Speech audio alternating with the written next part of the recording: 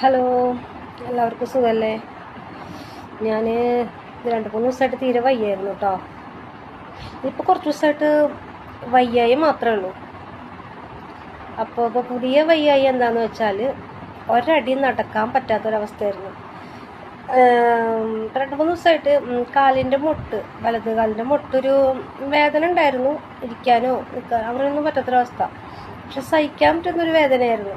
ഇന്നലെ ഉച്ചയ്ക്ക് ശേഷം കാലൊക്കെ ആകെ നീര് വന്ന് കാല് കുത്താൻ പറ്റില്ല, അത്രയും ബുദ്ധിമുട്ടായിരുന്നു.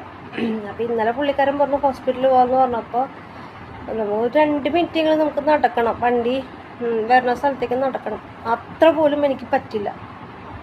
എന്നിട്ട് ഇന്നും പോയില്ല എന്നുണ്ടെങ്കിൽ ശരിയാവില്ലെന്ന് വെച്ചിട്ട് ഞങ്ങൾ പട്ടീസൊക്കെ മേടിച്ച് മുറുക്കെ കെട്ടി നടന്ന് ഹോസ്പിറ്റലിൽ പോയി.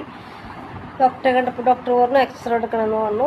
എക്സ്റേ എടുത്തപ്പോൾ പറഞ്ഞു കാൽസ്യത്തിൻ്റെ പ്രശ്നമാണ്, എല്ല് പൊട്ടലൊന്നുമില്ല, പിന്നെ ബ്ലഡൊക്കെ ഒന്ന് ടെസ്റ്റ് ചെയ്യണം, തൈറോയിഡ് ഉണ്ടോ എന്നൊക്കെ നോക്കണം എന്നൊക്കെ പറഞ്ഞു. ഡോക്ടറെ കണ്ടു വന്നു. വേദനയ്ക്കുള്ള ഗുളിക തന്നിട്ടുണ്ടായി, അത് കഴിച്ചപ്പോൾ ഒരു പൊടിക്ക് ആശ്വാസമുണ്ട്. അപ്പോൾ ഇങ്ങനെ ഇരിക്കുകയാണ്. ഇതൊക്കെയാണ് വിശേഷം. ടാറ്റ.